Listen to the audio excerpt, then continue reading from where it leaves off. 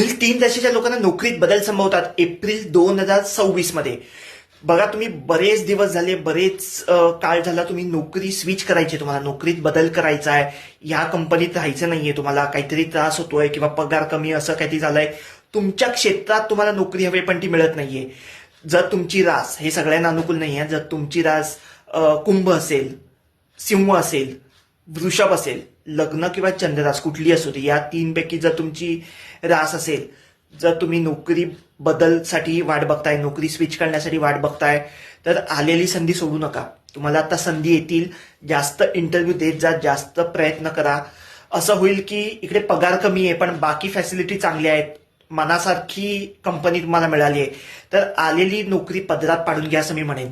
पगार कमी आहे पण तो पगार वाढू शकतो, किंवा जर तुम्हाला नोकरी चेंज करायची अजून तुम्हाला नंतर संधी मिळू शकते. त्याच्यामुळे आलेली संधी सोडू नका. या 3 राशी जर तुमची